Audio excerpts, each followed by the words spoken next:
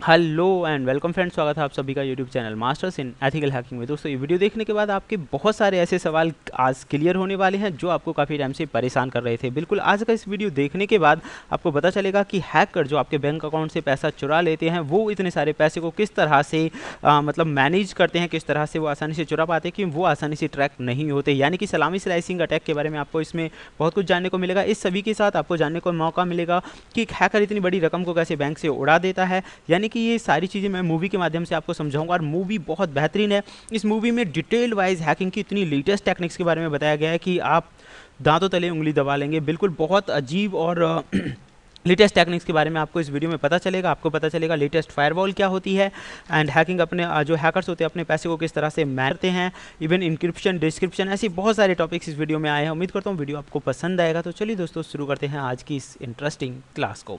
तो सबसे पहले हम बात करते हैं, जैसे ही मूवी स्टार्ट होती है तो मूवी में जो एक्टर आता है वो डायरेक्टली आके मतलब मूवी की शुरुआत में एक प्रोफेसर होते हैं, उनसे मिलकर सीधा कहता है कि ये मेरा गुड लक है कि मैं फादर ऑफ बिटकॉइंस हूँ। तो यहाँ पे जो ये शख्स हैं ये उनसे बोलते हैं कि तुम बिल्कुल गलत बोल रहे हो, father of bitcoin Satoshi Nakamoto है। दोस्तों मैं आपको बता दूं, बिटकॉइन एक करेंसी होती है जो इंटरनेट की दुनिया में इस्तेमाल की जाती है, उसे आप छू नहीं सकते। लेकिन अगर मैं एक नॉर्मली मान के चलूँ तो लास्ट टाइम बिटकॉइन की कीमत 10 लाख रुपये से भी ऊपर पहुँच गई थी। तो इस करेंसी का इस्तेमाल इंटरनेट की दुनिया में किया जाता है।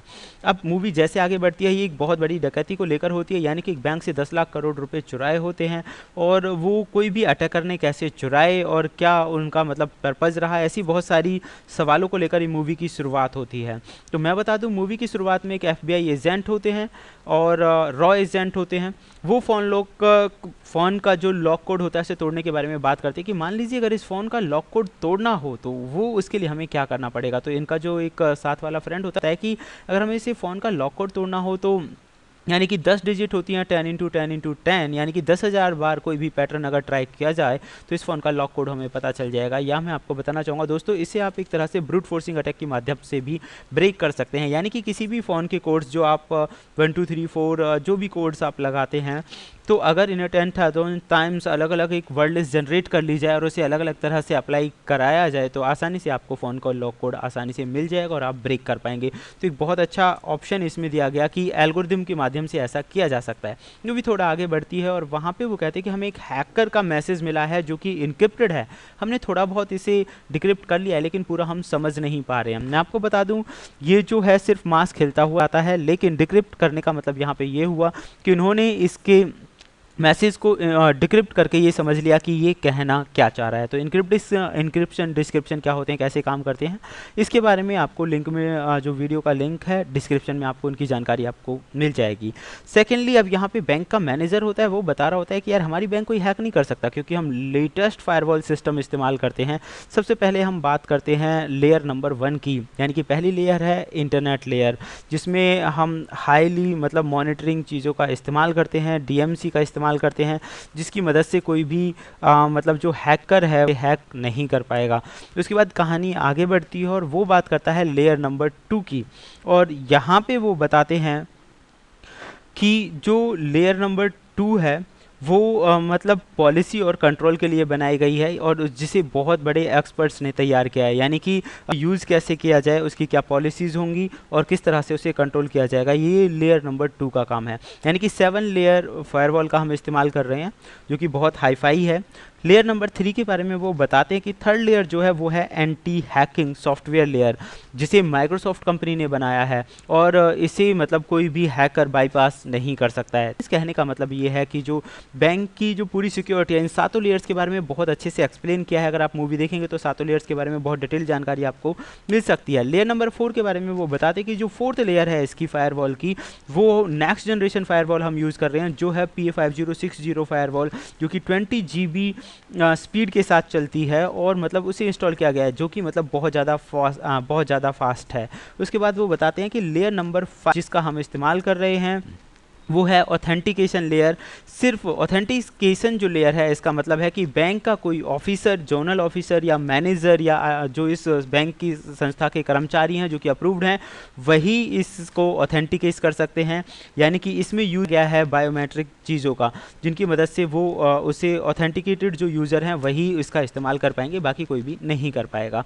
उसके बाद बताते हैं लेयर नंबर 6, और लेयर नंबर 6 के अंदर वो बताते हैं कि इंक्रिप्शन लेयर का इस्तेमाल किया गया है, और इस अच्छे एक्सपर्ट्स जो हैं वो भी आसानी से इनक्रिप्ट यानी डिक्रिप्ट नहीं कर सकते, यानी कि पूरा जो डेटा है वो इनक्रिप्टेड फॉर्म में रखा गया है।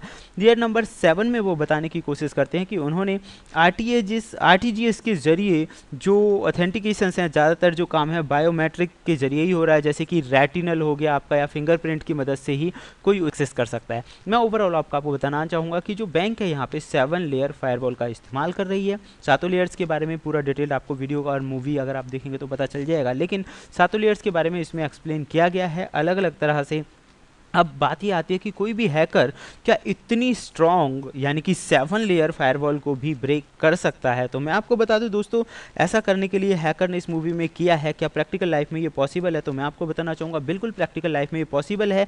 जो 7 लेयर्स की यहाँ पे बात हो रही थी, मैं थोड़ा सा यहाँ पे आप लोगों को क्लियर करना चाहूँगा कि ये जो 7 लेयर हैं, जैसे कि यहाँ पे बात की गई थी पहली लेयर जो कि होती है इंटरनेट वाली लेयर, डायरेक्ट मॉडेम कनेक्शंस, जो कि हैकर्स को ब्लॉक करने के लिए बनाई गई है, उसे ब्लॉक करना इतना ज़्यादा बड़ा काम नहीं होता। लेकिन सेकेंड लेयर है पॉलिसी एंड कंट्रोल लेयर, जिसमें इंटरनेट की अलग अलग पॉलिसीज़ का इस्तेमाल किया जाता है, डेटा को कंट्रोल किया जाता है। तो ये भी एक नॉर्मल लेयर है, इसे भी हैकर आसानी से बाईपास कर सकते हैं। लेकिन थर्ड जो लेयर थी एंटी हैकर लेयर, क्योंकि इसे अलग से बनवाया गया था, तो इस तरह की चीज़ों को बाईपास करने के लिए हैकर ने इस मूवी में क्या किया वो मैं आपको बता देता हूँ। हैकर ने सबसे पहले, जो हैकर होता है वो एक बहुत बड़ी बैंक का अधिकारी रह चुका होता है, उसे बैंक के पूरे सिस्टम के बारे में पता होता है। आम हैकर इतना बड़ा काम नहीं कर सकता, तो उसे लॉगिन आईडी, पासवर्ड, लोगों के बारे में, कौन कौन किस बैंक से जुड़ा हुआ है, ये सारी बेसिक यानी कि फुट प्रिंटिंग उसको पहले से ही पता होती है।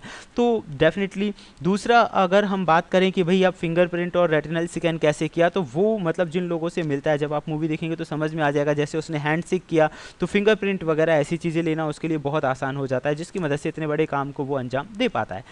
हैक होने के बाद जब यानी कि ये 7 लेयर हैक कर लेता है हैकर, तो वो मीटिंग में बात कर रहे होते हैं कि यार इतनी बड़ी रकम को कोई भी कैसे ले जा सकता है। तो यहाँ पे एक नई टर्म सामने आई है कि बहुत आसान है, क्योंकि ये जो पैसा होता है ना, ये इलेक्ट्रॉनिक फॉर्म में होता है, फिजिकल फॉर्म में नहीं होता। अगर कोई फिजिकल फॉर्म में ले जाएगा तो मतलब आसानी से पकड़ा जा सकता है, लेकिन ये होता है इलेक्ट्रॉनिक फॉर्म में, तो इसे कोई भी आसानी से ले जा सकता है, उसका पता नहीं चलता। अब आगे यहीं पे इसी मूवी के अंदर ये बताते हैं कि कैसे ले जाया गया होगा। तो दोस्तों मैं आपको बता दूं, ये उसमें पूरी जानकारी देते हैं कि हैकर्स जो होते हैं इतनी बड़ी रकम को कैसे ले जा सकते हैं, क्योंकि इंडिया के अंदर जितने भी अकाउंट्स हैं, बहुत सारे जो डीमैट अकाउंट्स हैं, लाइक शेयर होल्डर्स के जो अकाउंट हैं, इस पैसे को छोटे छोटे अमाउंट में कन्वर्ट करके वहाँ पे भेज दिया जाता है। और ये एग्जांपल देते हैं यहाँ पे सलामी स्लाइसिंग अटैक का। अगर आपके माइंड में आ रहा है सलामी स्लाइसिंग अटैक के बारे में पूरी तरह से समझना, तो इसका लिंक आपको मिलेगा डिस्क्रिप्शन में।